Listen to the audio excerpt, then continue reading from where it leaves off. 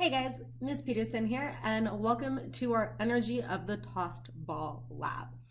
In this lab, we're going to be looking at the kinetic and the potential energy of this ball here, as measured by the motion detector.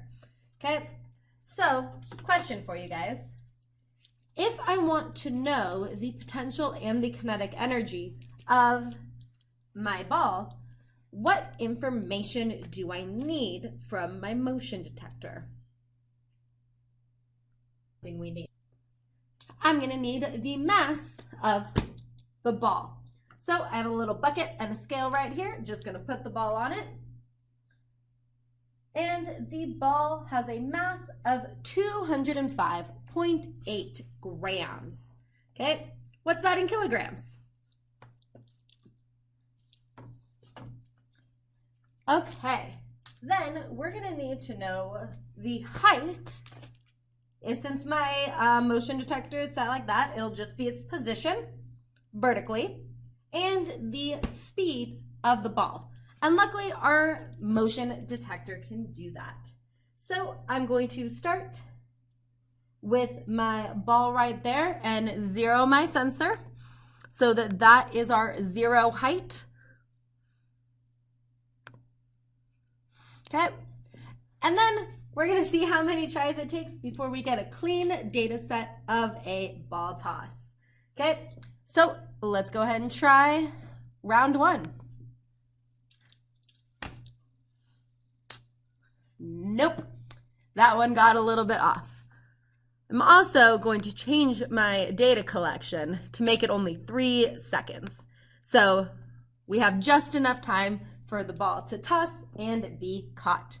Okay, take 2. We're looking for a nice clean bump here as the ball goes up and comes back down.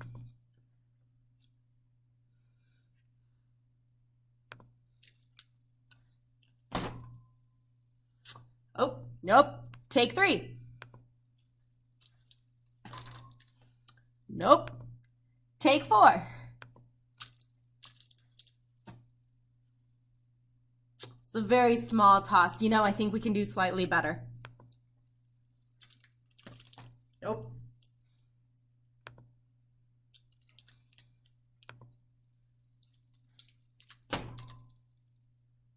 There we go. Slightly better toss on that one. Nice clean graph. I can zoom in on that and show you what it looks like. But of course, this is just the position and the velocity. We're gonna have to do some calculations in order to figure out its potential energy and its kinetic energy for that.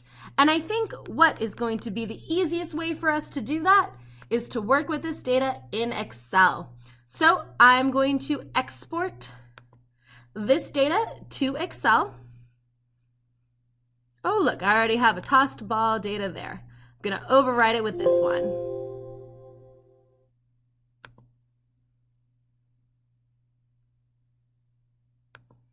And that will give us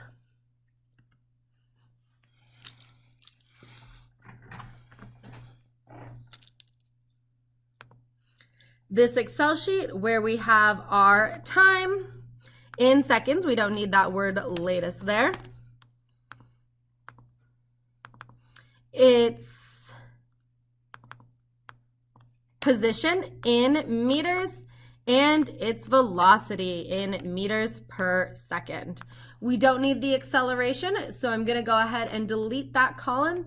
And this is what we're going to be working with. In our next video, we'll walk through how to do all of the calculations in Excel.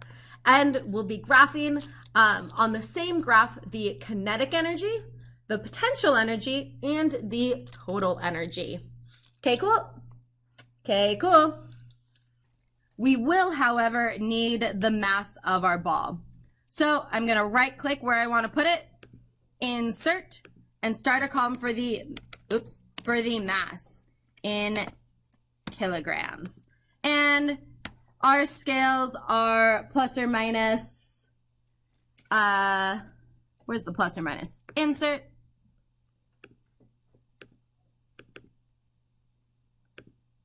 Can I do the font there? I'll figure that out later. Okay, plus or minus 0.0005 kilograms. So add in those uncertainties. The mass of my ball was 0.2362 kilograms. And that's going to be the same value the whole time. The mass of the ball didn't change, so you can just click and drag that formula, that number down. Okay. So then I'm going to go ahead and control the decimals on all of my data so that it's all the same. There we go. Do I want one more? Yeah. Okay. Now for potential energy in joules, what's the formula for potential energy? Mass times gravity times height. So equals tells Excel to do math. I'm going to go ahead and zoom in so you guys can see what I'm doing better. Oops.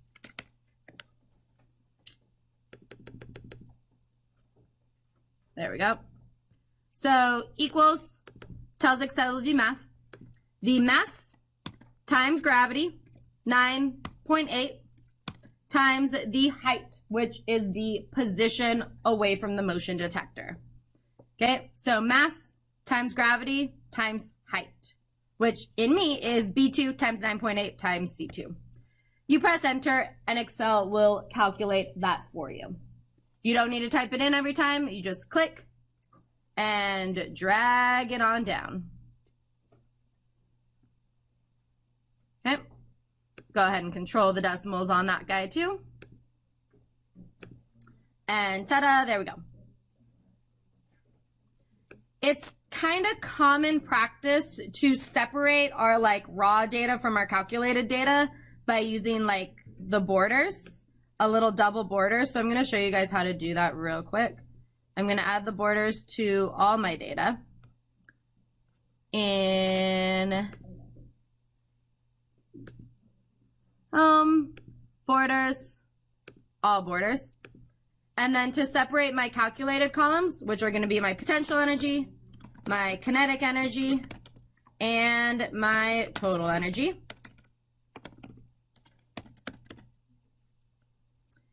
I'm going to separate those out from the other data using a double line. So I want my left border. Let's just go to more borders. It's easier from there, I think. Okay.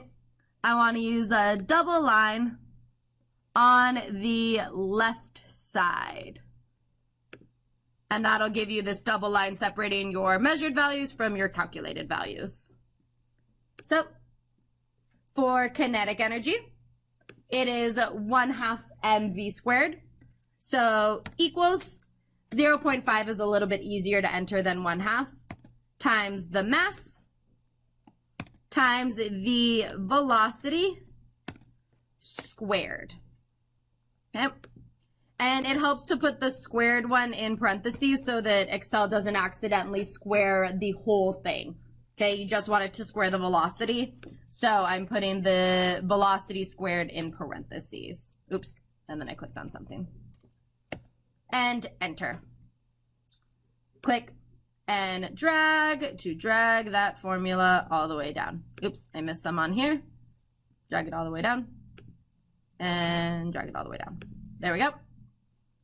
Let's control the decimals on that one too. There we go. And then our total energy is potential plus kinetic. So add those up and click and drag it down. Now on mine, because it was, you know, they're small numbers, this little e times 10 to the negative 2, that's the exponent notation. So still totally valid, still totally fine. It's just putting it in scientific notation for you. So then it is time to graph our data. I'm gonna zoom out, bold my headings real quick. Oh, and I need to put in my uncertainties. So plus or minus for the position, it's just rounded from that last decimal, so 0.0005 0.05. And for velocity, plus or minus 0.0005. So that you make sure that it has all of it. If you set it to wrap text, it'll automatically separate it out into those two columns for you. Okay, now we are going to insert our graph. For this one, we're going to be the scatter plot with the smooth lines, and it thinks it knows what I want. It does not, like normal. It never does. So let's go into the select data menu and remove, so that I can add what I want. I want the potential energy. And these are all going to be versus time. So time is on my x-axis. And my y-axis is my potential energy for this one. 37. Okay. There we go. And that looks like what I expect. Little jump as the ball goes up and back down. Add another one for the kinetic energy. X values are time. And Y values are kinetic energy.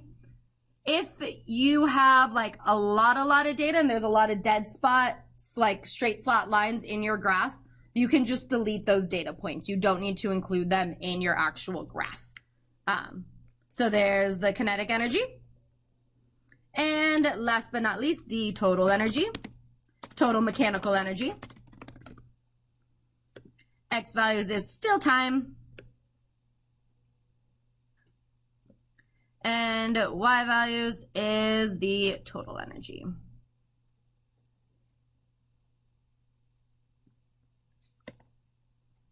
Okay. And there we go. So now I have my whole graph, and then you can go into add chart element to add your axis titles and the chart title.